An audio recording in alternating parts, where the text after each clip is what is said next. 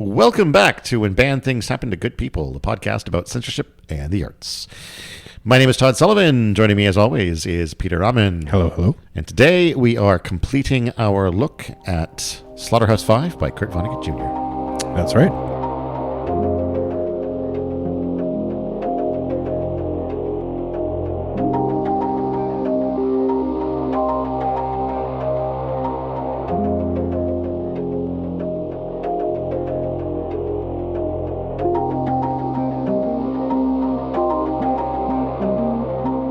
Now, before we get into the book, I have some news I want to share.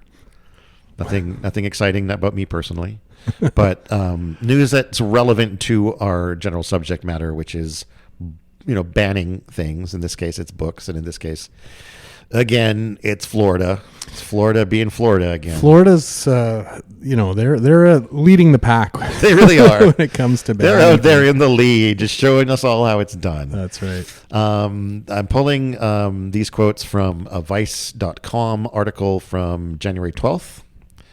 And here we go. A school district in Florida has pulled 1,600 books, including dictionaries and encyclopedias. Dictionaries. Oh, well, they have bad words in them. So. That's exactly it. From their shelves after school board members said the books violated a law signed by Governor Ron DeSantis and the GOP's ongoing war on education. Escambia County school district officials say that the dictionary, along with books like the Guinness Book of World Records and Ripley's Believe It or Not, contain terms, references, and description of sexual conduct. And you know what? They're really not wrong. Yeah, I mean, they do contain those things. Yep. Yeah. You could go to a dictionary. You could look up the word penis. Yeah. You could look up probably the word phallus. You could look up a lot of different words. You could look up a lot of different words. You'd probably get even more information. You would get wrong definitions of some of the slang words. Oh, certainly. If you're looking for slang, don't go there. You would get the actual definition of exactly. The root word, yeah. But yeah, this is the same law that's been affecting other books in Florida, presumably the same law that took out Heartstopper, which we covered last year. It's HB 1069, which went into effect on July 1st, 2023, and aims to limit sexual education by banning topics like sexual health, sexual orientation, and gender identity. Because of this, the school district said they decided to remove the dictionary from school libraries over the summer break, as they contain terms that fall under those banned topics. Yeah, I mean, we don't want kids to learn about things. We don't want kids to learn about anything. That's really going to prepare them for the real world, The dictionary and the encyclopedia are those are two of the most valuable tools if you want to learn anything. Anything. Just basic reference materials are not allowed. It seems ridiculous. You might as well say, how are you going to educate your kids? Because there's a chance that you'll see boobies on TV because of HBO and Game of Thrones. Let's just ban TV. In Florida, it might come to that. It might, I guess. We never know. It might. Jeez. Well, they probably can't watch nature channels. No, because then you can see animals potentially having intercourse. That's right. Yeah.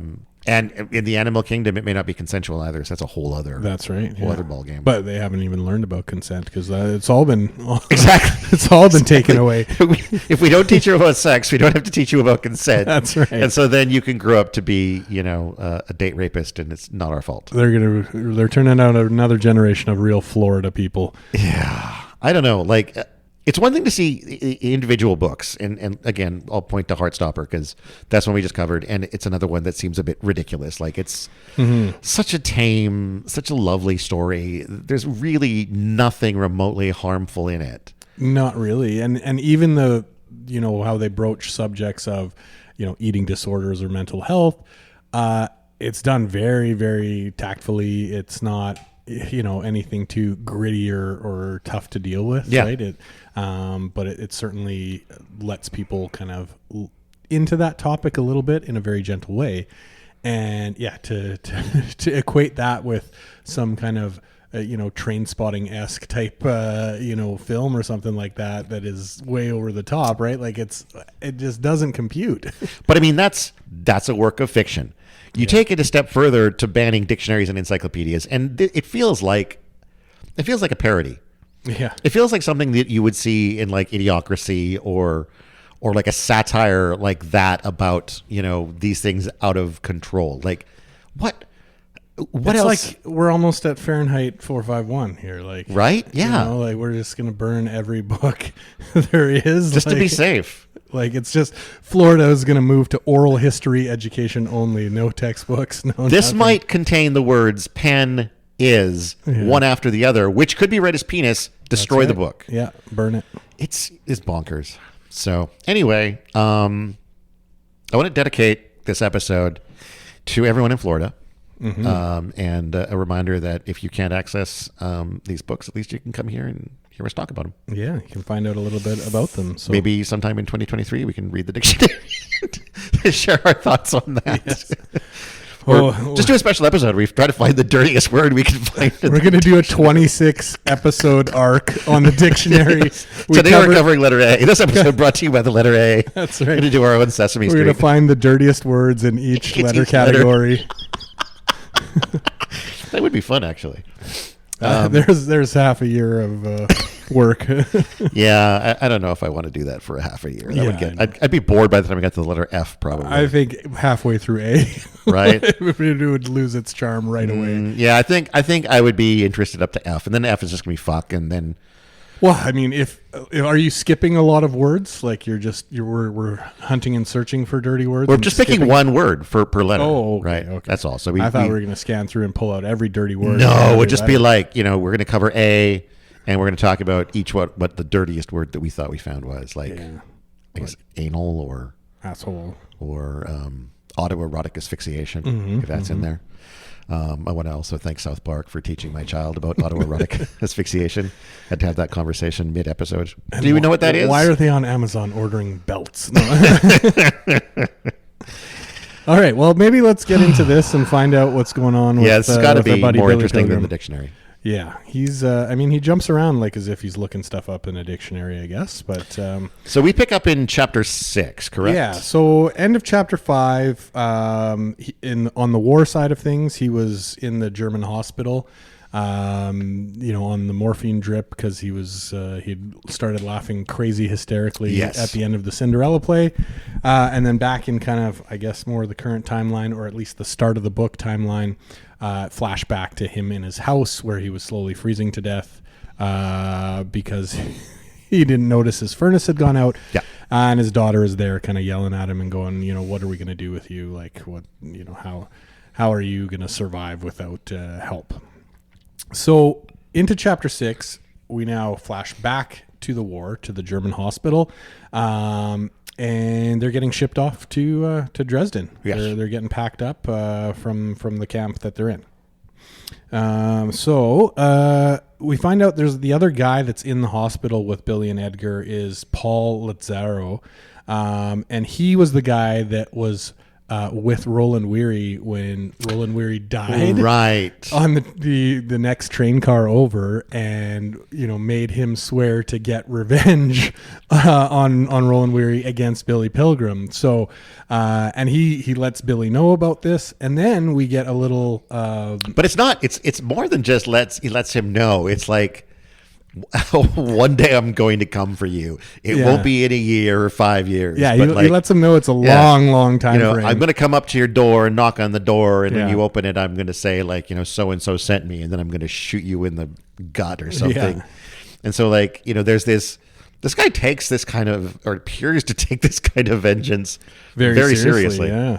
And it's not too far further into the chapter than this that we actually find out how it plays out, because Billy has the flash forward to when he is killed by this guy later in the future, and it's quite a ways in the future, right? Yeah. So he really takes. Billy lives his whole life essentially, right? I think what did they say? Billy died around 60 something, I think, which is which is youngish, but it was.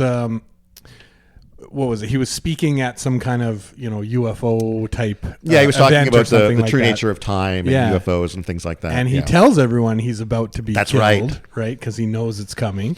And he dismisses he doesn't the want cops any are extra like, security we'll stay around. And he's like, no, I've lived a good life. Exactly. I'm ready for it. And he knows it's coming because yeah. he's been there before because of zipping through time. Yeah, but Paul doesn't shoot him. He doesn't walk up to him. He shoots him from afar. He With a snipes sniper him rifle or something Yeah. like that, right from a distance. So but Billy does know, I guess, who it is and how it happens. So, revenge complete. Revenge complete. Check mark. Roland Weary has his vengeance at last. That's right.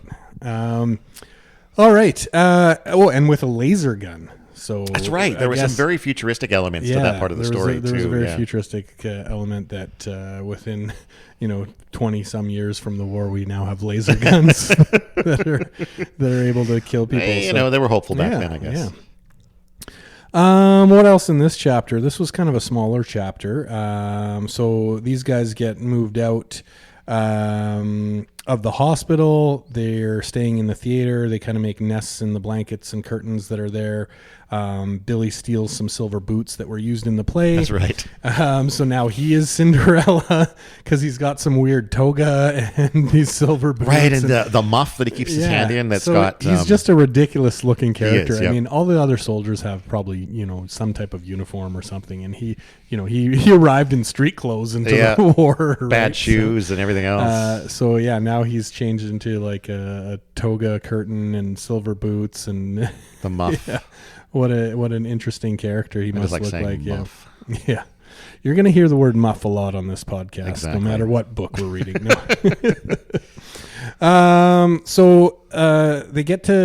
They're told that Dresden's going to be a lot nicer, that conditions there are a lot better for prisoners, so they're kind of looking forward to that. Turns out Dresden is not too far from their current camp. It's about a 2-hour train trip, so they get there. Billy thinks it's a beautiful place. It looks like a Sunday school picture of heaven is what he thinks. And it hasn't been bombed yet, so people are still living normally, and the prisoners get paraded through the streets with Billy leading in his crazy costume. He kind of looks around at the architecture, and then he realizes or remembers that in about 30 days, the town is going to get bombed. Yes. But when they've just arrived at Dresden, right? Yeah. Yeah. So when they arrive there, it seems like I don't know a whole lot about Dresden. I maybe should have done some more Googling about it before coming to talk about it. But they talk about it how it's the most beautiful city that they've ever seen. And in fact, that's what I've heard about it. And same as you, I didn't really spend too much time looking anything up. But I think the first time I heard of Dresden and looked it up, it was just a beautiful, beautiful place. Very green and lush. Yeah. Also very alive with arts and culture and that right. Kind of so statues and architecture. And music and theater and all sorts of stuff kind of going on that you maybe wouldn't see in some other German cities quite to that kind of extent, right? So, and this is another one of those moments where Vonnegut has a voice briefly in the narrative where he mentions that someone behind Billy Pilgrim describes it literally as odds. Yeah, he pops up again and says that was me, that was I. Yeah. But I thought that was interesting that they're coming from not fantastic quarters and everything else, and they're brought to the door opens and they see this fantastic, beautiful city that's probably bringing with it a certain amount of hopefulness for their survival and their future. But of course, Billy knows that that's not to be the case for long. Yeah. I'm curious, again, in the later chapter, there's a Harvard history professor that pops up that talks about Dresden, and we get into, there's some clips, some forwards from a fictitious book that talk a little bit more about Dresden and the military decision. But I'm curious what the Germans were thinking, because we hear earlier in the book that out of all the large German cities, it's the only one that hasn't been bombed at that point. And now the Germans are moving prisoners of war to Dresden. I'm curious if the military decision there was, well, let's move all the prisoners of war to this last remaining city so that they can't bomb it. To make the Allies think twice before bombing it, right? But I think that was already the case because I think it was mostly they didn't have military outposts in Dresden. In my memory, it was all just civilians. Yeah. So it's like there wasn't any military reason to target it unless you wanted to actually hit the civilians. I vaguely remember in the start of the book that one of the things was, or maybe it was something we looked up, but that the German troops were moving through there in very high numbers. They were moving through to get to the Russian front, but it was like but their they weren't way. like outposts there. I don't think. No, but they were. It was a big link in the supply chain to get troops to the Russian front. So again, when it comes to maybe the decision, but I'm curious whether part of the mentality was, well, let's move a bunch of prisoners of war there to maybe stave off some bombing, but Could very well be. Yeah. did not work. No. Spoiler alert. Spoiler alert. It does get bombed. So the interesting thing here is we find out the name of the book because the prisoners are stowed in a slaughterhouse. Yeah. And the building that Billy is in with his group is Slaughterhouse number 5. Hey, that's the name of the book. Yeah. So that's where it comes from. Yeah. It comes from where Billy was a prisoner in Dresden. And I'm not sure if it's very clear, but I think it's that slaughterhouse where they shelter from the bombing. Yes. It just says a cellar under kind of the complex, but I think it's probably. Well, I mean, I'm assuming that they went back to the same slaughterhouse that was there. They're sheltering under that Yeah. one. So Slaughterhouse-Five also saves them from the bombing. Exactly. When that Ironic happens. for a slaughterhouse. That's right. Yeah. So into chapter 7. Now we're going to start jumping around a little bit. So Billy is in a plane crash. Yes. So he's on his way to some kind of optometry convention or something like that. His father-in-law, so Valencia's dad, is on the plane. There's a barbershop quartet on the plane, and Billy's father-in-law is making them sing dirty limericks and right. stuff. And what was there? It was the four-eyed somethings. What are they? The Feds? The four-eyed bastards, I think. Oh, Feb, right. Yeah. The Febs, the four-eyed bastards. Yeah, singing racist Polak songs. Yeah. Well, one was like a dirty limerick, and then one was like a racist. Yeah. Just like, I'm not sure, like, that's not any barbershop quartet I've ever heard. Like, just singing dirty limericks. Barbershop after dark. Yeah. Anyway, there's some kind of pilot error or something like that. And they crash into Sugarbush Mountain. And everyone dies except Billy and the co-pilot. Yeah. So German ski instructors find them because they're speaking German. Billy thinks they're from the war, and he's like, "Oh yeah, I'm in Slaughterhouse-Five." Like he's telling them his address because he thinks he's coming out of the bombing or something like that. But he's taken to the hospital. A famous surgeon from Boston comes and operates on his skull because he had a cracked skull. Yeah, his skull was cracked. He dreams for 2 days after, some of it true, which is the time travel stuff. And he dreams back of his first night in Dresden, where he was wheeling a cart through the stalls. And he's guarded by like a 16-year-old German kid. Right. They're looking for the kitchen. On their way, they kind of stumble into like a Porky's type scene where they open the door and there's all these like young women showering. They were like German refugees. Yeah, they were all like teenage girls. Yeah, and so they kind of whip open the door and they're like, "Oh, there's a gaggle of naked women." Yep. And the German kid guard and Billy had never seen a naked woman before. That was their first time. So anyway, they go to the kitchen. Some old ladies had been waiting there. She's cranky and upset, and kind of gets into it about all the real soldiers are dead now, and you guys are just boys. And then we find out that Dresden is actually kind of more of a work camp for these soldiers. So they're cleaning windows, sweeping floors, cleaning lavatories, working in factories. And Billy goes to work in a syrup factory. Yeah, a fortified syrup for pregnant women. And all the soldiers that work there are secretly, there's spoons hidden all over the factory because they're spooning this. It's the only kind of vitamins and nutrients that they're getting. Any kind of anything. And the soldiers are loving it. So on his second day, Billy finds one of the hidden spoons. He gets some syrup and his body's like, "Oh yes, vitamins, like thank goodness." Edgar Derby's outside washing the windows and he's like tapping on the window like, "Hey, I saw that. Give me some." So Billy tops him up a spoonful and Edgar gets some of that. And he bursts into tears. Like, is this when he bursts into tears? I think it is. And it just, it makes you think about like how deprived they have been of even the tiniest, like nutrients, or not just nutrients, but like joy, the tiniest bit of pleasure. Yeah. That just this little hint of something nice, of like a sweet syrup is it's so powerful. Yeah. Yeah, I mean they've had a tough time of it.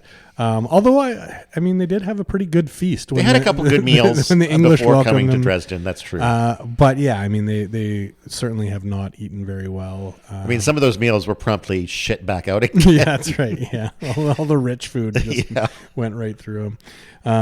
But yeah, so they're snacking on syrup. That's how they're kind of getting their nutrients. That's how they're surviving their plight in Dresden while they're slaving away working. So then we get into chapter 8. So this is 2 days before the bombing, and then the Americans get a visitor. It's Howard W. Campbell Jr. So this is the guy that was mentioned earlier in the book. I don't think they mentioned by name, but he's the guy working with the Germans to write propaganda. Right. Yeah. So he did the piece on like capturing Billy and the piece on how slovenly and crappy prisoners, the Americans were the worst prisoners and all that kind of stuff. But he's not there to kind of do research. He's there to recruit people. Yeah, he wants to encourage them to kind of join the Nazis. He's trying to form this American Nazi unit to go fight the Russians, right? They're just going to fight the Russians. So they're not going to be, fighting on the Western front against other Americans. And nobody's having it. Like nobody even speaks up or bats an eyelash. I guess it's one of those things where like it doesn't hurt to ask. I guess, yeah. Hey, you guys ever think about being a Nazi? No. Yeah, okay, no. I mean, like if he had only known that they could have probably, if he offered some syrup or something good to eat, maybe he would have got a few more recruits. Maybe that's true. Yeah. But no one says anything until Edgar Darby stands up and calls him lower than a snake, that he's no good. And then he idealizes the American way and that they're close with the Russians and they're brothers and they're going to work together to eliminate the disease of Nazism. And then the air raid sirens go off. So that kind of kills the conversation right there. Kills the mood a little. And they got to go into the meat cooler or the cellar underneath the slaughterhouse. Yep. But nothing happened that night. It was a false alarm, I guess, that time. But we know a couple days later, it's the real deal. Billy sleeps. He goes back in time a little bit to the argument with his daughter, where she mentions she could just kill Kilgore Trout. We don't know why. She doesn't explain it. It's not explained. Well, I think if I had to guess, it's because she probably thinks that that's where all of these ideas about time travel and spaceships and travel Famadorians have gotten into his head from. Because we find out that Billy and Kilgore are friends. Yeah, but also Billy's been reading Trout since his first mental break. Well, wasn't it? No, I think it wasn't it in. Oh, maybe it was. Yeah. Yeah, it was when he comes back from the war. Yeah, and he sort of first commits mental himself breakdown and hangs out next with Elliot Rosewater. That's right. Yeah, and he has like 60-some novels, and so he reads them all. Right. So I suspect the daughter thinks that it's Trout's fault that all of these ideas are in her dad's head. Or a counterpoint, she's not getting her newspaper delivered, and she's really upset because we find out that Mr. Kilgore Trout does not make a lot of money as a writer, doesn't even think of himself really as a writer, despite writing 60, 70, 80 books. He's also the circulation manager at the newspaper in Ilium. The Ilium Gazette, and he runs all the little crew of bicycle delivery people, little kids delivering the papers, and like that's his primary job. Yep. So, I mean, it could be that she's not getting her newspaper, and that's why she's upset. But it's most likely your thing. Yeah. But I mean, we'll never know, I guess. Or maybe it's both, and maybe she's like, I really hate this guy. But that leads us into how Billy and Kilgore Trout became friends, which was by chance or as the moment had to be, whichever way you want to think about it. He's driving down some alley or whatever, and Kilgore is having like a meeting with all the kids on the bikes. So they're blocking up the whole alley, right? They're planning their circulation for the day or whatever. And so Billy's kind of stuck there, and he overhears one of the kids call him Mr. Trout, and he's like, hey, that face looked familiar. And okay. So anyway, after the meeting, one of the boys quits, so Kilgore has to deliver the papers.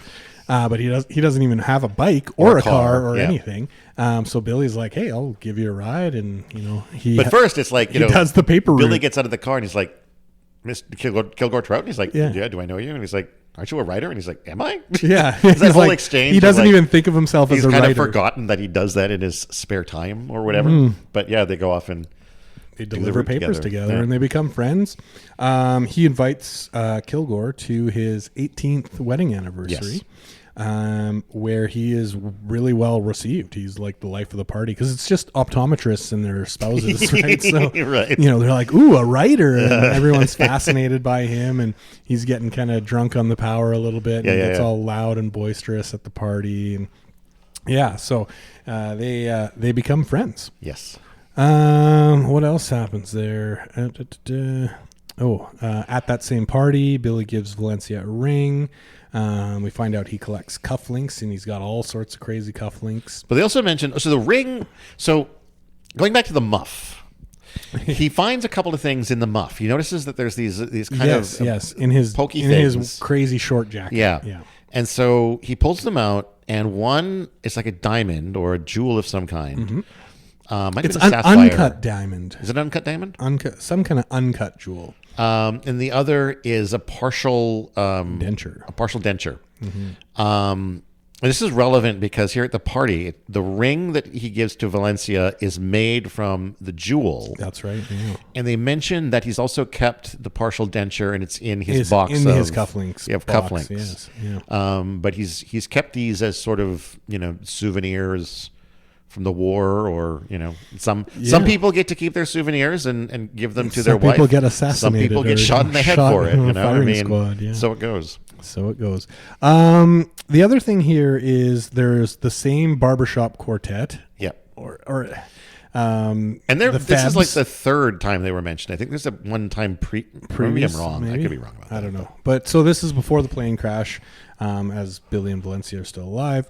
And the Febs are there, and they're singing a song about, I can't remember exactly, about, leaving, or, friends have to go away or something like that. And Billy breaks out into tears. Yeah. Well, he doesn't break out into tears right away, but he kind of pulls away from the party. Everyone notices that he's like, while they're singing, he's looking, crazy upset. Yeah. Looks like he's seen a ghost, something like that.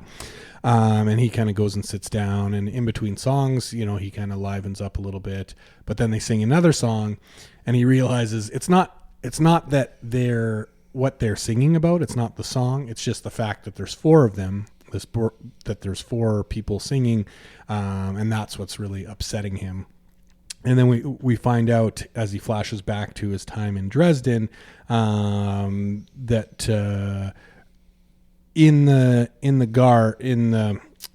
cellar, in Dresden, when they're getting firebombed, there was 4 German guards with them. That's all they were, and they were kind of like talking to each other, kind of sing-songy, as they would look out or maybe try and get information as to what's going on. And so this, we find out, this kind of reminds him of the 4 guards while he was getting firebombed in Dresden. Yeah, so it's a bit of a rough link there for Billy. Then we get a flashback to Tralfamadore, where Montana is pregnant in the zoo. Right, and she's like, "Oh, you were time traveling again, weren't you?" Yeah. I think that's a bit later on. Oh, is it? I'm sorry. Yeah. So here, Billy tells her about Dresden, and the guards, and then how afterwards it looked like the moon, right? So ash covered and desolate. And the survivors were climbing through the rubble, while American jets were flying by trying to shoot them. And they make it to an inn on the edge of the town, or just on the outskirts, and they're open for business. So the few guards that are with them, and there's 100 prisoners of war. This is after the firebombing. This is after the bombing, yeah. It's interesting. There's no real, that I can recall, any point in the book where they really describe the actual firebombing, is there? Like, it's in this flashback where they talk a little bit about how it sounded like giants walking above them. But it's pretty brief. Yeah. It happens, and then it's like it's before it, and then it's happening, and then it's after. It's not a whole They talk about the death count Yeah. 135,000 people died in the firebombing, and a little bit about how they were, burned But alive. part of me kind of expected to get like almost like a whole chapter about the firebombing itself, and it felt a little underplayed compared to. But a lot of the things in this book do end up feeling underplayed because of the amount of kind of. We hear about them so frequently. Yeah, that when it finally flashbacks. happens, it's so brief. Yeah, and we'll see that at the end later. as well. Yeah, but yeah, so there. I mean, you're right. There's not a big mention of it, just that they're kind of sheltering there, and it sounds like giants are stomping around, but they're perfectly fine in there. But there is that point too where one of them sort of pokes their head out to see how things are, and it's just flames everywhere. Yeah. And I mean, I can't imagine what that would be like to be sort of in this relatively safe and secure place, I guess, but probably on some level wondering how long it will be safe and secure for. Like, is it going to collapse in on itself? Yeah. Well, and it was one of those 4 guards that were that poked their head up, and then they were relaying information between them, right? Yeah. So, but yeah, so they do survive. They make it out the next day. They get to this inn where there's, of course, a blind innkeeper. Why not? Yeah, that's what you want. And they get put to sleep, locked in the stables. Yep. And our blind innkeeper got a little bit of food, got a little bit of coffee, a little bit of beer beforehand. And in German, he says, "Good night, Americans. Sleep well." And that's the end of the chapter. So they survived, and they're doing well. Live to suffer another day. That's right. Yeah. So none of this group is fighting. This is not live to fight another day. This is just live to fumble on. This tale of the bombing is him telling it to Montana Wildhack. Yes. In the zoo on Tralfamadore. It's not a flashback. He's just recounting the tale of how it was, and then it kind of flashes into the next day. Yeah. What happened and how they went to the inn. But yeah, just interesting that. For a lot of stuff that gets talked about earlier in the book or briefly mentioned, there's not a huge payoff later in the book. Yeah. Like we do gloss over a lot of things, or they don't get maybe the time that we think they're going to get. And same as we get into chapter 9, which is I think one of the longest chapters. Chapter 5 and chapter 9 are 2 really long chapters, and we get a lot of different stuff happening in chapter 9. But again, now we're kind of getting away from the firebombing. We don't really talk about it. Certainly not in any detail. For the rest of the book, which there's just chapters 9 and 10 left to go. There is. Yeah. So now we're back to the hospital. So Billy, or I guess we're on our way to the hospital. So Valencia hears about Billy's plane crash. We find out how Valencia dies. And so she is hysterical because she loves Billy. She adores Billy. And they're telling her he might die, or he might be a vegetable. So she's in hysterics. She jumps in the Cadillac, hits the highway, and misses her turn, slams on the brakes. Some Mercedes kind of rear ends her. Just wrecks the back end of the car, fucks up the exhaust. Well, and then she drives off, but she hops a curb, or she kind of does something and rips the whole exhaust system off. The both mufflers, everything off the bottom of the car. The back end is a disaster, or a Fenderman's wet dream, as described in the book. Anyway, so she takes off. It's about another hour, I think, to the hospital. And she gets there, and everyone's going what? It's because it sounds like a jet coming in because there's no mufflers. It's just straight engine exhaust. She gets to the hospital and then collapses. Yeah, carbon monoxide has been leaking into the car her whole drive, and she dies an hour after that. Yeah. So she made it, but it doesn't sound like she saw Billy or anything like that. I don't think Billy saw her because Billy was still kind of out of it, I think, at that point. And I think the daughter hasn't arrived yet either. So the daughter gets to arrive to her dad in a coma and her mom dead. Wow. Yeah. That's a tough day. Yeah. Yeah. It is tough for the daughter. I mean, they have a little description, I think, in this chapter about how at the hospital they drugged her up pretty good so she could just get through the day. Just deal with it. Deal with it because, she gets to the hospital. She wouldn't have even known until she got to the hospital. Right, her mom exactly. Died, right? So, pretty rough day for her. This isn't the days of, texting and cell phones. That's right, yeah. Somebody would have had to, send you a couriered Yeah, well, and if you're driving, there's no way to communication, get right? through to you. Yeah. So we find out Billy is he's unaware. He's still kind of out of it when Valencia dies, so he doesn't even know at this point. And there's not enough rooms in the hospital, so he has to share a room. And he ends up sharing a room with a Harvard history professor whose name is Bertram Copeland Rumford, who's 70 years old. He's there because he broke his leg skiing at 70 years old, which I think at the time of writing this book would be a lot more impressive than maybe in our day and age. I still feel like, downhill skiing at 70 would be impressive. Yeah, I mean, my dad skied, well into his later life. He actually didn't take it up until he was much older. Nice. But 70. I think in the 60s, it was much different. Absolutely. That's, And are we sure? I mean, this could be the 50s, right? It could be the 50s. I don't remember where in the timeline this is because we're bouncing all over. Yeah, because I mean, he does survive a while after, but we don't know kind of when that accident takes place. But this guy's kind of like a Superman. He's a retired army guy. 20-something wife. Yeah, his wife is 23. She don't read too good. Like she's a real. I think the line is another proof that he is a Superman is her function. Right. Just real superficial. But he's writing a book about Dresden. Well, a book about condensing a 27 volume U.S. war history into one volume. And so, his wife Lily, who's the 23-year-old, she's brought him a bunch of books. And one thing is like a news piece where Harry Truman is talking about the bombing of Hiroshima. And he makes her read it, but she doesn't read too good, so she's just kind of pretending. However, we get the gist of it. It's printed out for us, or at least a section of it, so we kind of get Truman's words on the necessity. That was the speech I think he gave about the retaliation after Pearl Harbor, right? Yeah, exactly. And so we get a piece of that. And then we find out that she's also brought a book about Dresden.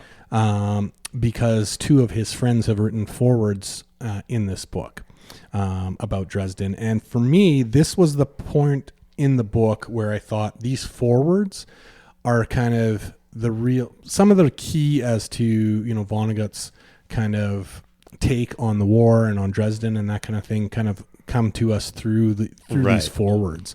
I don't know how we're doing on time and if we want to read them. Read them.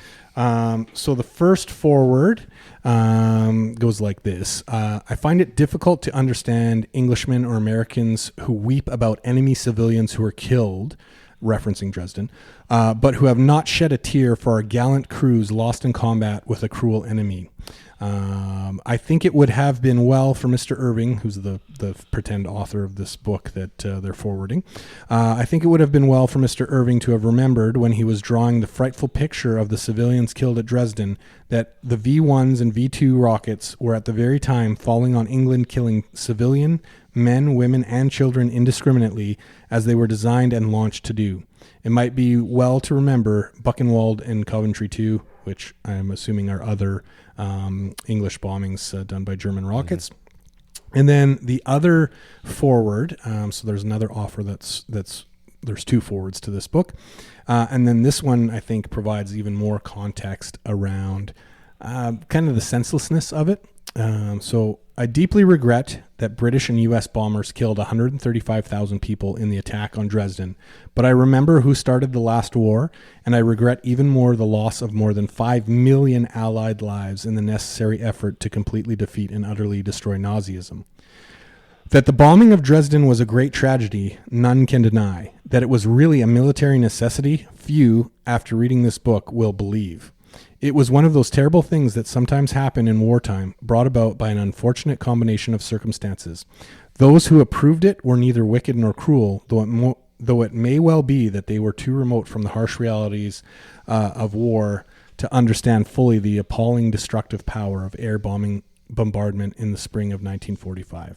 The advocates of nuclear disarmament seemed to believe that if they could achieve their aim, war would become tolerable and decent. They would do well to read this book and ponder the fate of Dresden, where 135,000 people died as a result of an air attack with conventional weapons. On the night of March 9th, 1945, an air attack on Tokyo by American heavy bombers using incendiary and high explosive bombs caused the death of 83,793 people. The atom bomb dropped on Hiroshima killed 71,379 people. So it goes. So, definitely critical in one sense, but also kind of calling out people who are claiming that the tragedy is just due to the civilians dying without, kind of recounting the maybe the revenge aspect or the atrocities kind of wrought on both sides.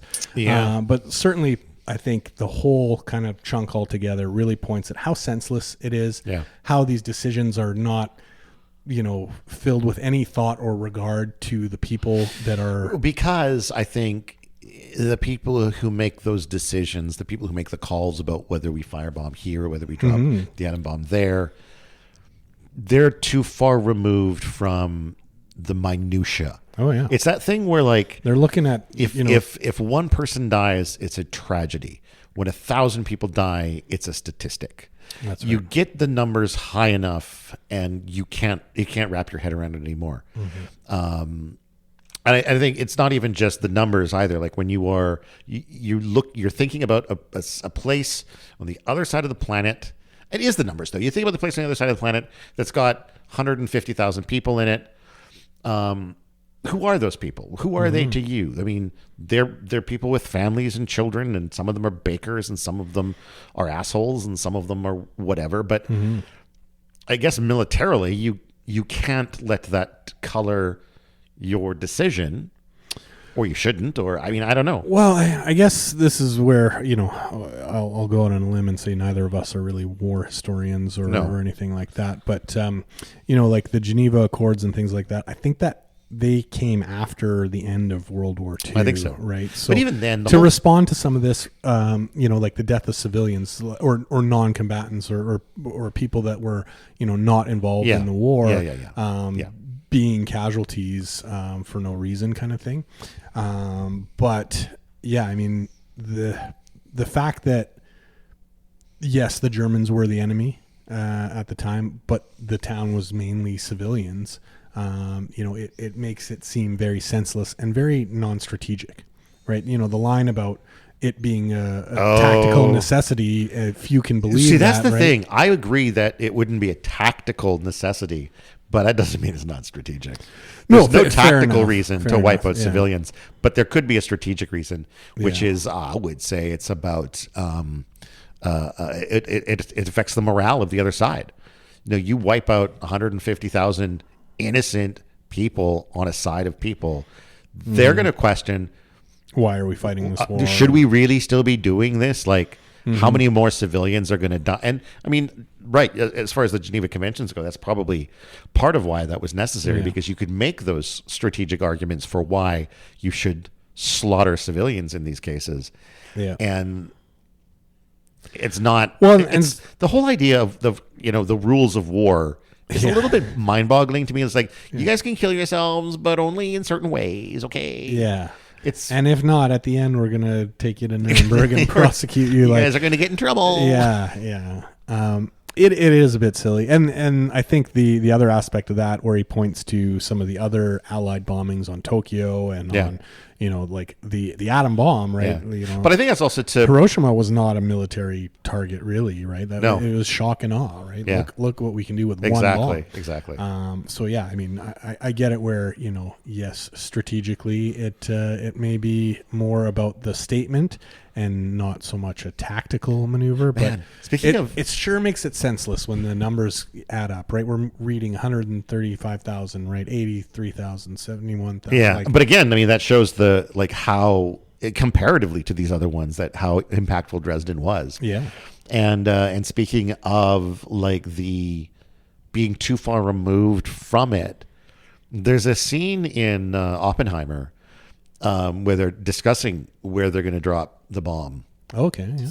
And one of the military strategists who's there, I can't remember what the city was that they were discussing, but he was like, "No, I don't want to drop it there. I went there on my honeymoon, and it's really nice." Oh, really? Right? That, And that like, was the criteria, hey? That was it. Like, that was just like, they're Jeez. just trying to figure out where. And he just was like, "Nah, let's not do that one because I like it." But it's so arbitrary, right? Yeah. That's the whole thing, is that it's just, you point to anything on the map and it's like, this is going to bring us our military goal of X number of civilian deaths that we think is required to make the Germans change their mind, or the Japanese change their mind, or whatever. It's just, it's insane. Yeah. So,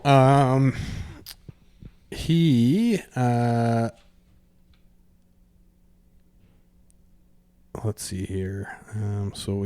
His daughter arrives. Okay, so the forwards are read, or at least we get a glimpse of what the forwards are that Rumford was wanting to read, and then Billy's daughter actually arrives, and she is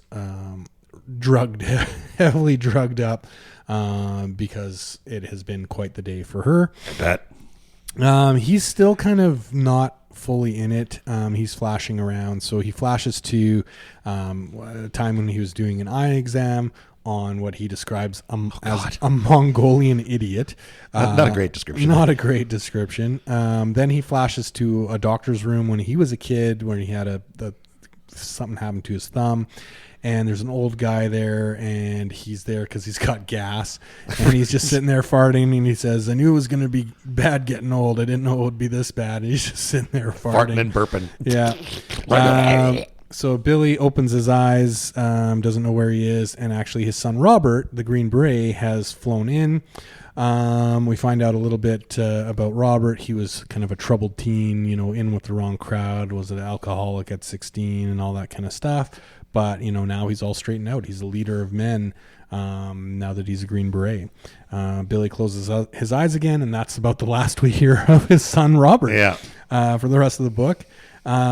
He ends up missing Valencia's funeral because he's still in the hospital. Right. But we find out that he's kind of playing it a little bit in the hospital. Like he's kind of recovered, but he's just outwardly kind of unresponsive. Meanwhile, he's kind of withdrawn inside, and he's kind of decided that he's going to now start telling the world about Tralfamadore, about the lessons he's learned. So he's, in his mind, he's plotting and scheming and writing letters and lectures and all sorts of things, so that he can kind of share these lessons that he's learned with the world.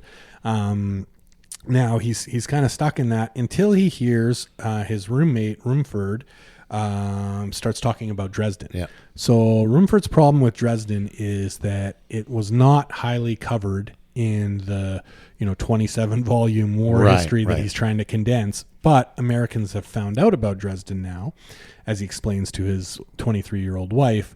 She asks why they kept it a secret, and he says, essentially the Bleeding Hearts would have a field day with 135,000 civilians getting killed for no real reason.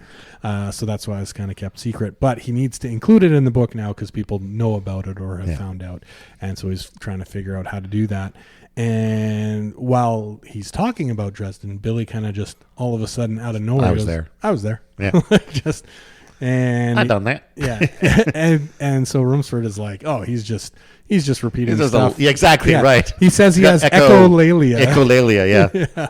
And he gets the nurses and the doctors, and he's serious. Yeah, this guy has echolalia. Like, you need to test him. But they test him, and he doesn't repeat anything else. No, just except the Dresden stuff. Yeah. And then he waits and waits until kind of like late at night when nothing's happening and nobody said anything for a long time. And then he kind of brings it up again and goes, yeah, I was at Dresden. And, I think he says something where, Rumford kind of believes him a little bit, but he goes, do we have to talk about this now? And Billy's like, I don't care. Like, I don't want to talk about it, but I just want you to know that I was there. Yeah. And that's about it. I mean, if we don't talk about it now, I'll probably whoosh off to another year, right. But okay, so then Billy flashes back to 2 days after the war is over. So he's riding in a wagon with 5 other prisoners of war. They're going back to the slaughterhouse where they were held. This isn't before 2 days after the war is over. It's this particular scene that he flashes back to. Is it? Yeah, because they're riding in the wagon. So they're. I thought this was when they were going to start like digging out the corpses and stuff. That's later. Okay. Yeah, this particular one, this flashes forward past kind of where the end of the book leaves us. Yeah. Okay. So he's in the wagon, with 5 other prisoners. They're going to go back to. So the war is over. They're free to kind of do what they want. Yeah. So they're going to go back to the slaughterhouse to look for souvenirs. Billy doesn't care about the souvenirs. He's just like happy to be out and free, and it's springtime. The sun is shining. Beaming down on him. He's kind of like napping in the back of the wagon, just soaking in the sun, having a sunny nap. And he thinks to himself that this may be the happiest moment of his life. Yeah, just enjoying the sun in the burned out moonscape of Dresden, hanging in the back of this wagon. But I could see that as a comparison relative to where you were 2 to 5 days ago, like 10 days ago. Well, so they do imply later in the book that after the bombing, they're still held. So in that stable in the inn, they're held and they're working. And so it's been a while after the bombing that they're still up prisoners and working on cleaning up and recovering bodies and things like that. But yeah, this 2 days kind of after the actual end of the war when they're let free. We don't know how much time has kind of elapsed there. But even so, if you look at sort of everything we've experienced about Billy's experiences in the war, including the firebombing, including everything else, going from all of that to having just a quiet moment in the sun where you can relax. No one's telling him where to go. No one's telling you where to go. You don't have to wonder about like, am I going to be able to like steal a spoonful of syrup? Yeah. Like just the calm and peace and knowing the danger is over. It's over. Yeah. Yeah. So he's kind of sleeping in the wagon. The rest of the prisoners go into the slaughterhouse. He gets woken up by an old couple. They're actually German obstetricians, and they're concerned over the horses. They're kind of talking to the horses. That's what wakes them up. And they're kind of like, they get Billy out of the wagon. They're like, come here, look at this. And he notices for the first time that the horses are mad with their hooves are broken. They're mad. Their lips are bleeding. Yeah. They've been chafed by the bits. So he's like, oh my goodness, I had no idea. So he breaks out crying here as well. So he bursts into tears upon seeing the horses, and they unharness the horses, and the horses just stay there. They can't run off because their feet hurt too much. Right. So the horses just stay there. And then at that point, the Russians show up, and they arrest everyone except the horses. And then 2 days later, Billy is turned over to the Americans and shipped home. Yeah. Then we flash back to the hospital, and Rumford and Billy are talking about Dresden. So he somehow pulled them into conversation, and Rumford is saying like, the bombing had to be done. And Billy's like, I know. Billy is kind of ambivalent about it, right? Rumford's like, I bet it was hell. It sounded like hell. And Billy's like, yeah, it did. Just lackadaisical kind of Billy fashion. And, Rumford's trying to kind of justify it, I guess, from an American, perspective. And Billy could kind of care less, I think, one way or another. He survived and made it through. But then Billy does say that everything is all right and everybody has to do exactly what he does. Yeah. He learned that from on Tralfamadore, and I don't think Rumford knows what to do with that. So anyway, he seems well enough. So his daughter then takes him home. He is kind of put under observation. He's got a practical nurse at the house taking care of him. He's not supposed to go to work or leave the house or kind of do anything too strenuous. But first chance he gets, he sneaks out of the house to drive to New York City to try and get on TV to go through all the stuff that he's been, in his mind about the lectures and letters and all that kind of stuff, because he wants to impart the lessons of Tralfamadore to the world. So they bring him home. He sneaks out right away. He drives to New York City. He checks into the Royalton Hotel on 44th in New York. Turns on the TV to try and find some shows that he might be able to get on. It's too early in the day for kind of the crackpot stuff, so he kind of goes out for a walk in Times Square, which is close. And he lands in a bookstore. Yeah. Kind of a dirty bookstore. It's kind of more of a front, I think, than a bookstore, right? Like it's more of a peep show type place. Well, okay, yeah, but I mean, those sorts of things always have like the peep shows in the back with the books in the front, and it's like the window dressing. The thing, exactly, and the thing that grabs him about the bookstore is that they have a ton of Kilgore Trout books. Yeah, the books in the window are and when Billy and Kilgore become friends, one of the things that Kilgore said is, "Have you ever seen one of my books for sale?" And because they're not out there, right? Like, which is, makes it weird that Elliot Rosewater had so many of them, and that they're out there at all. But so this is the first. Actually, when they're friends too, I think we didn't talk about this, but Kilgore Trout mentions that he got one fan letter. Yes, in his and entire it was career, from Elliot Rosewater. Yeah. Which I thought was entertaining. And Kilgore thought he was like a kid. Like a 14-year-old kid or something. 14-year-old kid. And he writes like a 14-year-old kid. No, he's a full-grown adult, and he was a captain in the war. So that's what draws him into the bookstore. He sees the Kilgore Trout stuff in the front, which, in theory is books nobody would buy, but that from an outside view makes them look like a bookstore or like, he goes in, finds out there's really like this whole peep show kind of thing going on in the back. Yeah, the further back you go, you start getting into like the naughty magazines, and in the back it's like the peep show thing we get some callbacks here too. Like the peep show film involves the woman that he was on Palpamador with. So he's kind of touring around the bookstore. He picks up a couple books by Kilgore Trout. One he finds out he's read, which is The Big Board, and it sounds an awful lot like his story, right? It's a man and a woman get kidnapped, taken to a zoo on an alien planet, and the only difference is The Big Board is a stock ticker, and the aliens have told the couple that they've invested $1 million into the stock market on Earth, and they got to manage it, and so they're ups and downs. They're getting killed in the market one day, and it's all fake, but it's so the aliens can really it's an experiment. Yeah, they created this reality TV show in the zoo with these two humans, kind of thing. And they even work in at one point. It's going to be like National Prayer Week. And so because like the week before, all of their investment in like olive oil crashed. It's during the prayer week, it goes up. So now it's like the experiment is to see like, oh, maybe they'll pray more now. That's right. Yeah. And then the other book is, I can't remember the name of it or if they say the name, but it's about a time traveling guy who goes back to Jesus's time. Oh, that's right. To see if he died or not. So anyway, he's looking at these books, and the guys who run the five bald men that all kind of look the same, kind of run, they're all clerks at the store, are kind of like, what's this guy doing just walking around with books? Like, hey buddy, like the stuff's in the back. Yeah. So they keep trying to kind of push him deeper into the store, and he, out of kind of politeness, he's kind of like, okay, and he goes back there.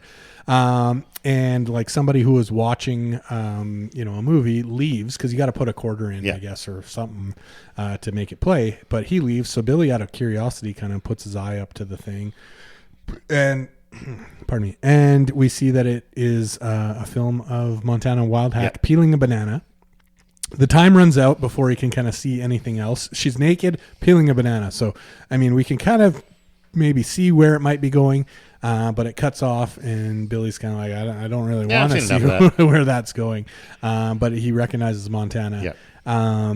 Anyway, so now the guys in the bookstore are kind of like, oh yeah, he's into this. So they're like, hey buddy, come over see here. This thing over we got here. The good stuff over here. And then they whip out the picture of the bestiality, which is the picture that Roland Weary had. Oh, is it? It is. Oh, I didn't catch that they one. Don't say it, but they describe it the same way. It's like a woman preparing to fillet a horse with the pony, and okay. And that's literally the way Roland Weary's picture is described with the Doric columns and all that. Yeah. Okay. Yeah. So I mean, I don't know that for sure that it is, but it seems like it's intended to be like a callback to that, and this whole sort of like everything kind of goes around. I did not catch that, but that's good. That's good. Anyway, so Billy's not too interested with that, but he wants to buy the Kilgore Trout book, and they're all like, "What? You're buying this book? Like, he's buying the window dressing, fellas! Like, yes. So he's $1 a buck. Yeah, he's buying the book. It's one that he hasn't read, and while he's paying for it, or he's up at the counter, there's kind of a bin full of magazines, and he sees the magazine. One of the headlines is, what really became of Montana Wild Hack, right? And, they're saying that she's at the bottom of a lake with concrete shoes or something like that. And Billy's like kind of snickers to himself because he knows the truth. She's on Tralfamadore. She's back on Tralfamadore with the baby, taking care of her, right? Which makes you wonder, I mean, did she never leave Tralfamadore?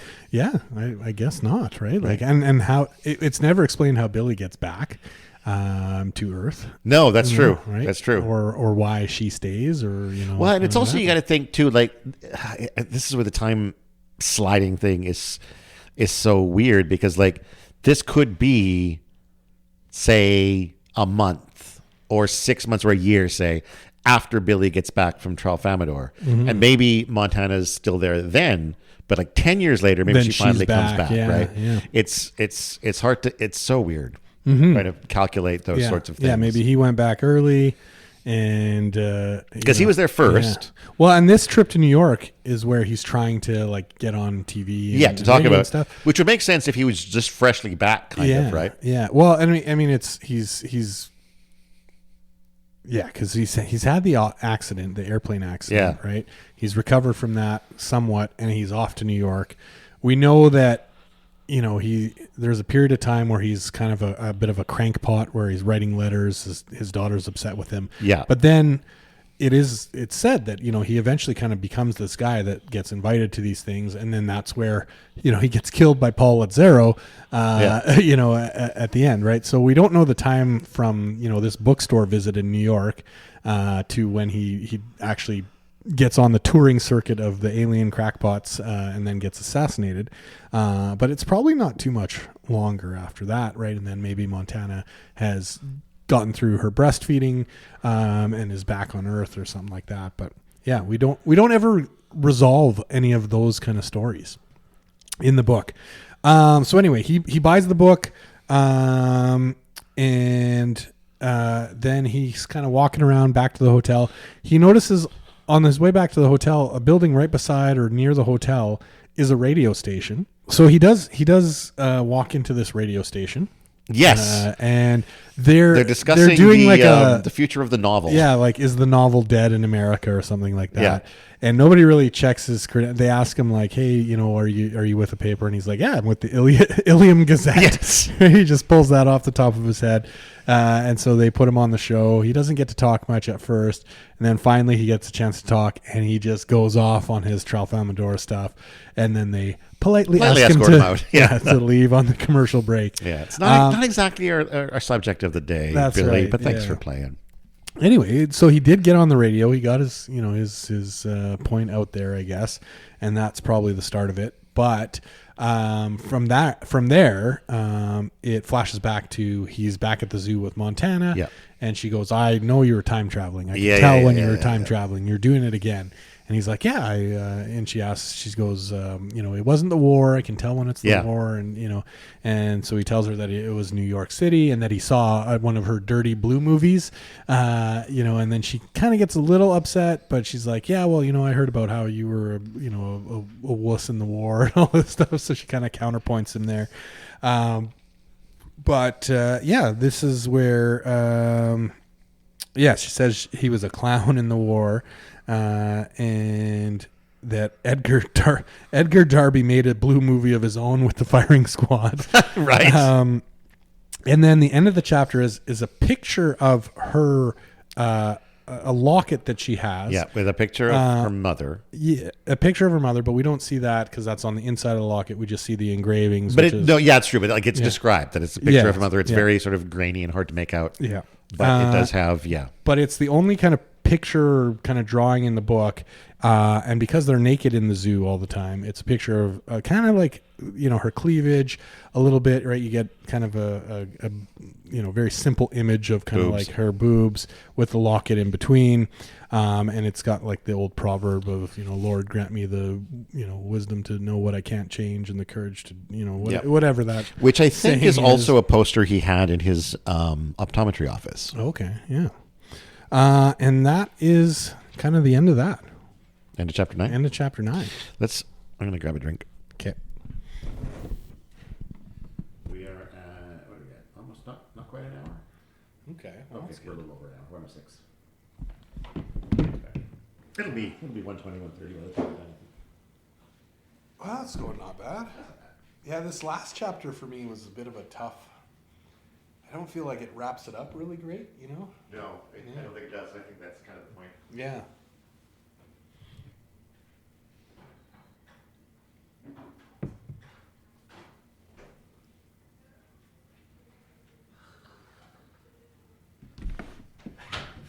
I don't know if I was gripping it harder than normal or something, but when I decided to change hands on the microphone, I had a hard time like uncoupling my... You're just like Jesus clawing? Christ, Tom, what are you doing? Yeah, it's a tough biz. Tough biz podcasting. Tough biz Gotta podcasting. Yeah. Gotta have good hands if you're a podcaster. Good hands, good voice. That's what they say. That is what they say. That's what they say. Or you just learn not to clutch your fucking microphone like a lunatic. All right, so now we're at chapter 10. The final chapter. So this chapter kind of employs the same device as chapter 1. Right, we're back to the author's talking. voice. Yeah. Yep. And it starts off with saying, Robert Kennedy's summer house is, a few miles, and he died a couple days ago, or was shot a couple days ago and died. Martin Luther King died. Vietnam death toll is getting told to me every day. It's just all about death, and so this is how it goes. Yeah. Then, he's got a little paragraph about how, in Tralfamadore, they don't really care too much about Jesus. They're much more interested in Darwin. Right, yes. Right, because he was the only one, or the first one, that was saying death is natural, or, it's... And not only natural, but good. But good, yeah. Right? Like the fact that a certain avenue of evolutionary traits dies off ends up being beneficial for the ones long run, that survive. Yeah. Which is a unique perspective. And then we get Vonnegut's kind of opinion on, Billy's take on the world, about kind of reliving through all the moments in your life and time. And, while he's not, overjoyed to kind of relive his life over and over, he's at least glad that there was a lot of nice moments in it. And one of the nicest moments was when he and his friend Bernard O'Hare went back to Dresden for their research for this book. And this is where we find out that, they had a fun plane ride over there. But we find out that both Vonnegut and O'Hare were also in the stable at the inn with Billy as part of that group of the 100 prisoners of war that survived in Dresden. And then we find out a little bit about what happened after the bombing. So this is in between kind of the when they got to the inn and the bit where it's after the war is actually over. So in that in between time, which we don't know how long exactly that was, but they are employed as corpse finders, or I think they say corpse miners. Yeah, right. Because they're having to kind of dig into the rubble and find the bodies. So Billy is paired up with a Maori guy to do that. But they run into a problem because they start pulling the bodies out, and then once they're kind of out and exposed to the air, they start kind of rotting and smelling and that kind of thing. So now they start... And one guy is apparently died of the dry heaves, which... Yeah, that's from going down in there to pull the bodies out. Well, but I mean, just it's from the scent, though, whether it's above ground. But you're right, it was from underground. But still, like, I didn't even know that was a possible thing. But like to just... Like, I've had dry heaves before. Yeah, and to die from it. To just the idea of having that just ongoing until your body just gives in, like that's... But I mean, they're malnourished, and sure, like, exactly. There's Good other point. conditions there. Absolutely, he's absolutely. not taking down a fully healthy. No, that's man. true. This is an emaciated prisoner of war. But still, what a fucking way to go. Yeah. So then they change up their tack a little bit. The Germans just go down and torch them all. Yeah. So they're just kind of like napalming the whenever they find a trove of corpses, they're kind of just firebombing within there. So now we get a little tiny aside. So it's a small paragraph. I think it's 2 or 3 sentences that somewhere in there, while all this was going on, our friend Edgar Darby gets caught with a teapot. Yeah. It doesn't say that he took it or, how he ended up with it, but he's caught with it. He was arrested for plundering. He was tried and shot. So it goes. And we've been hearing about Edward Darby and his teapot since the beginning of the novel. Yeah, there's how many mentions of this are foreshadowed through the... And much like the bombing of Dresden itself, it gets, it's just sort of like tossed away. Yeah, and I think to your point earlier, and what I was trying to talk about like the senselessness of it and how like meaninglessness around these events, right? Like the downplaying of it after such a build up, right? Same thing with the bombing of Dresden, right? It really, I think, adds an impact to us of making a point of just how briefly it's looked at. Yeah. Right. We build it up, and it just goes by like any other moment. Right. Even though it's whether it's been foreshadowed or was a major loss of life or what have you, it just goes by like any other moment. Yeah. Right? Yeah. And I think, when we look at this book being kind of an anti-war book and really focusing on the senselessness and the tragedy and all that kind of stuff, I think that is the impact, right? Of, well, yeah, it's just another moment, right? Yeah. Yeah, for sure. It's not described in any crazy detail or anything like that. No, it's just, he had the teapot, they arrested him and he was shot. Yeah. Like and so it goes, right? So it goes. Yeah. So, and then we find out that, they were all being locked in the stables while they were doing this. That was kind of their new prison. And one day, they wake up. The war was over. The doors are unlocked and nobody's around. It's just the war's over. Out, they look up. It's springtime. They wander out. They find a wagon sitting there. So that's the wagon that we saw earlier. That Billy has one of his happiest moments in. But he just wanders out into the street and a bird there's nobody says, around. "Pooty wheat." Yeah, and that's it. That's the end of the book. So, I think we've mentioned this a few times, but it is a bit of confusion around the timeline as to, he keeps jumping around. Yeah, exactly when things are happening. Well as the voice too, right? So sometimes he's telling a story to someone for a little bit, and then it flips into like he's actually flashed back to it. So it can be very kind of confusing to figure out, where the voice is, whether it's Billy telling it or whether we've now flipped into Billy's memories or into the actual timeline. So it's very, or is very it like very briefly Vonnegut telling us stuff about Vonnegut? Yeah, that's right. Yeah. As we were talking about a little bit before, this book is just a book of asides. Exactly. Like every aside has an aside, and it's just a little. And I think that's very much Vonnegut's style. Yeah. I haven't read a lot of his books. This is not my favorite. No. I might have said it was sort of up there, and it probably is up there because I haven't, like I said, I haven't read a lot. But it's been a long time since I read this, and I didn't remember exactly how it ended. And I think, like, we just briefly talked off the air kind of about how the last chapter is kind of frustrating. It's kind of like, that's it? Yeah. But I think part of it is, to me, the last chapter is kind of the so it goes moment of the book. Yeah.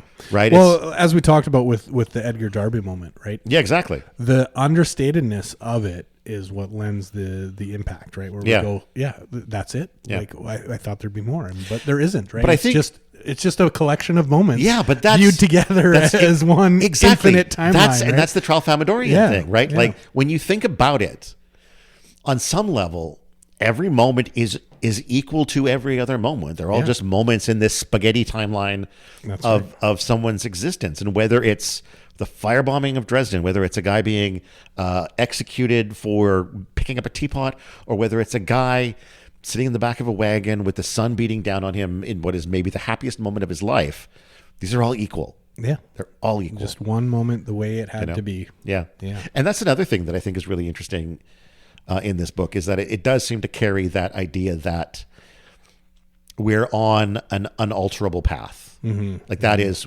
life. That is the way that we work our way through time. It's just we are all doomed, or however you want to put it, to live our lives as we are leading them. There's no veering choice, off. Yeah. There's no choice, really. Yeah. So I'm not sure whether that's kind of scary in this sense or not. But certainly, I think from the Tralfamadorian point of view, it doesn't matter. Right, and I think another, that's Vonnegut's perspective too. And that goes back to the so it goes. Like, is it good? Is it bad? It doesn't matter. It just is. If we don't have the ability to be unstuck in time, then it's just a surprise. But if we can, then we'll get to see it all in one way or another, right? True. Yeah. But like whether we we are able to unstick ourselves and jump 10 years from now and see where we are there, doesn't change the fact that that is where we will be 10 years from now when we get there. Whether we do it linearly. The course does not change. The course does not change. Yeah. Our human centipede timeline doesn't change. Exactly. Yeah. It's just from mouth to anus to mouth to anus. Onward Series of forever. moments like that forever. Yeah. That's right. Speaking of which, we did actually cover Human Centipede. the Human Centipede, which got lost to the ether during a laptop upgrade.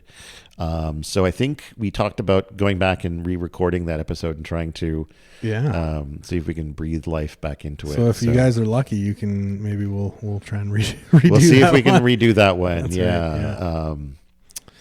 right, So that was Slaughterhouse-Five. We need to come back now and do our traditional live wrap up. Yeah. Share our overall thoughts about it. Yeah, I mean, it was like we said, it's a book of asides. It's a book of moments, and the premise about the aliens and the lessons around that, I think, certainly lend credence to the way the book is structured. Yeah, for sure.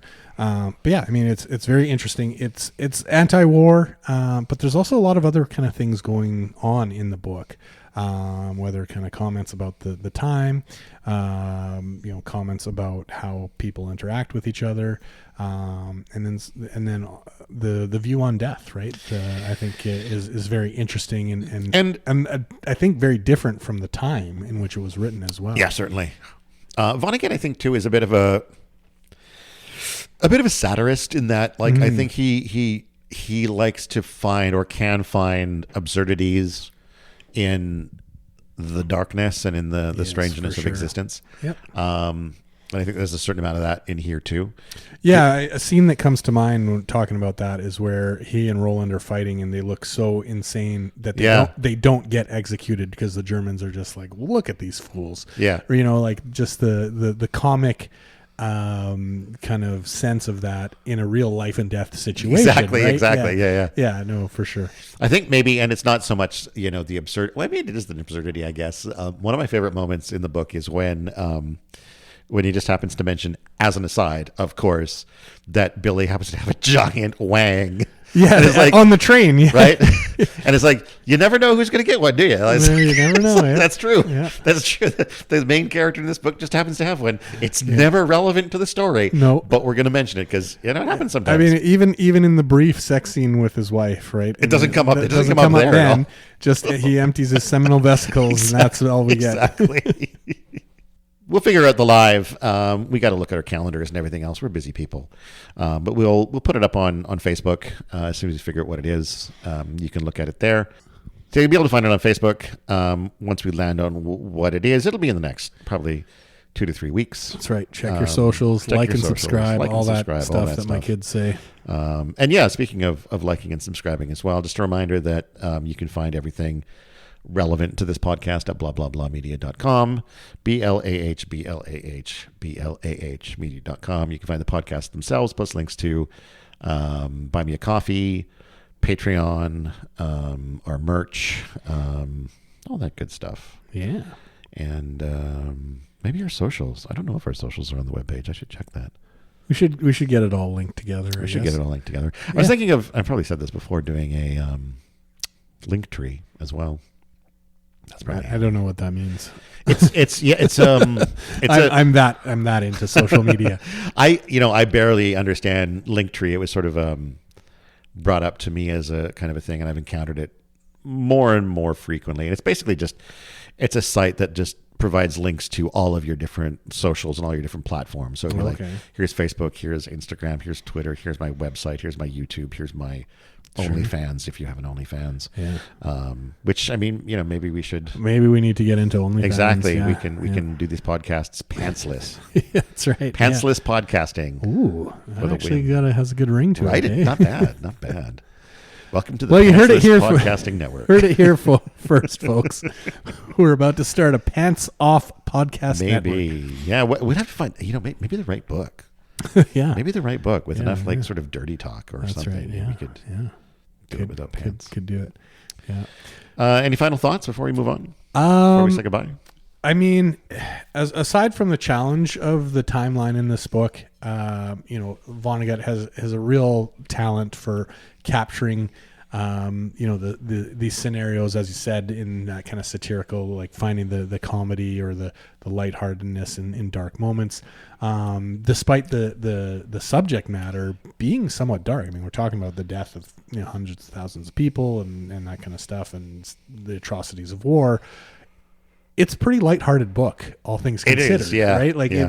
It never really goes very dark at all. It's easy to get through, and fun to read. Yeah. Right. Despite the challenges of the timeline, the tone is light and easy to get through. Right. You're never kind of struggling or dismayed or feeling like it's too dark. So I really enjoyed that about it.